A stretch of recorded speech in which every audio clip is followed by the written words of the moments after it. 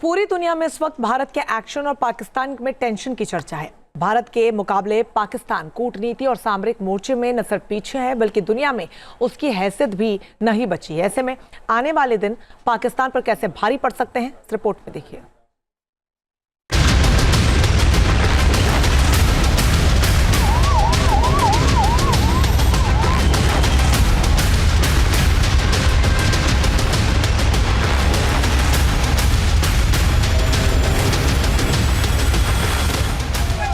कहीं पाकिस्तानी दूतावास के सामने आक्रोश की आवाजें,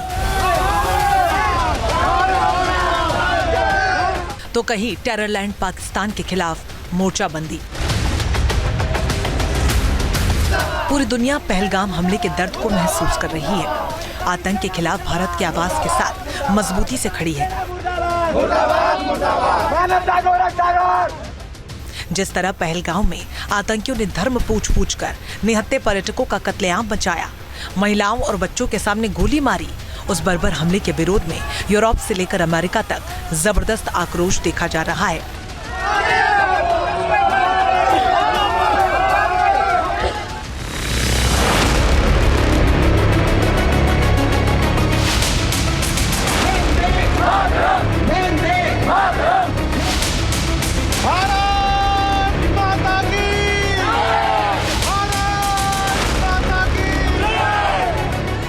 आतंक के सप्लायर पाकिस्तान के खिलाफ जितना आक्रोश सड़कों पर नजर आ रहा है, डिप्लोमेसी की दुनिया में भी पाकिस्तान की घेरेबंदी शुरू हो गई है।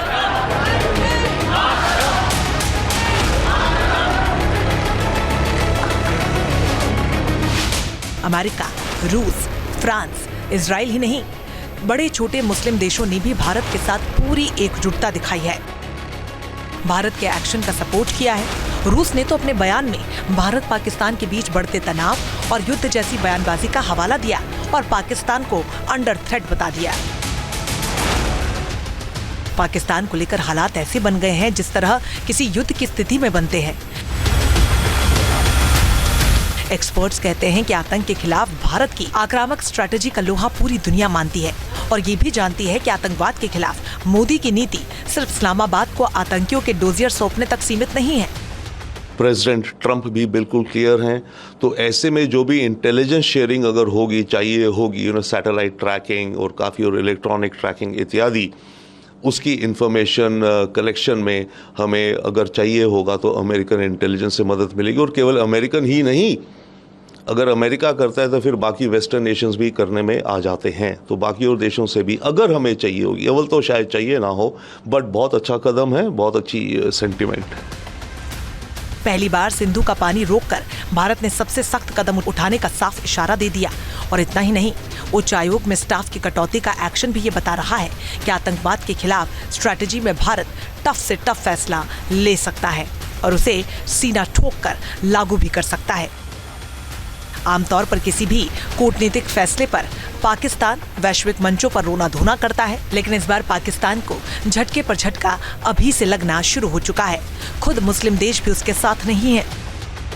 एट द मोमेंट ट्रंप साहब की पॉलिटिकल पार्टी जो है और उनकी जितनी टीम है वो सब भारत के साथ सहानुभूति रखते हैं। अभी वाइस प्रेसिडेंट जेडी वांस आए थे, अभी आप तुलसी गबार्ड को सुन रही हैं, आपने डोनाल्ड ट्रंप को सुना है। ये इस समय हमारे साथ में हैं और ये जो बात कर रहे हैं हमारे को पूरी ये मदद देंगे as far as equipment and all concern. मैं ये नहीं कहता कि आके लड़ाई में मैदान में उतर आएंगे, वो नहीं मैं कह सकता, पर मेरे को इतना पता है कि आप जो मांगेंगे, जो जिस तरीके से होगा, वो चाहे वो इंफॉर्मेशन के थ्रू हो, चाहे इक्विपमेंट के थ्रू हो, चाहे मॉनिटरी के थ्रू हो, वो हमारी मदद करेंगे। जिस तरह जम्मू कश्मीर से लेकर दिल्ली तक हाई लेवल बैठकों का दौर चला रहा है, उसमें कुछ भी हो सकता है। खुद पीएम मोदी ने बिहार के मधुबनी में इशारा कर दिया था कि पहलगाम हमले में आतंकियों को ऐसी सजा मिलेगी जो कल्पना से भी बढ़कर होगी। जिन्होंने ये हमला किया है, उन आतंकियों को और इस हमले की साजिश रचने वालों को उनकी कल्पना से भी बड़ी सजा मिलेगी। सजा मिलकर के रहेगी। अब आतंकियों की बची खुची जमीन को भी मिट्टी में मिलाने का समय आ गया है। ऐसे में दुनिया में ये भी आंकलन लगाया जा रहा है कि युद्ध हो सकता है। तो वहीं इसी खौफ में अभी से पाकिस्तान खुद को विक्टिम दिखाने लगा है और कश्मीर का नैरेटिव चलाने लगा है। भारत और पाकिस्तान के बीच आखिरी बार युद्ध करगिल युद्ध हुआ था 1999 में। भारत ने पाकिस्तान को चौथी बार बुरी तरीके से परास्त किया था, लेकिन तब से लेकर आज की तारीख में सिंधु में बहुत पानी बह चुका है। कूटनीति और सामरिक मोर्चे पर भारत कई गुना मजबूत होकर उभरा है।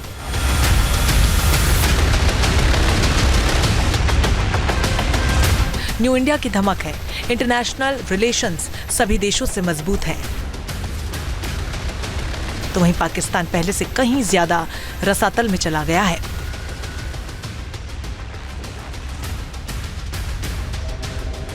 अगर युद्ध के मैदान में पाकिस्तान आया तो फिर वो उसकी ताबूत में आखिरी कील साबित होगा। Team news nation. News nation अब व्हाट्सएप पर खबरों की ताजा अपडेट के लिए न्यूज नेशन के इस QR कोड को स्कैन करें।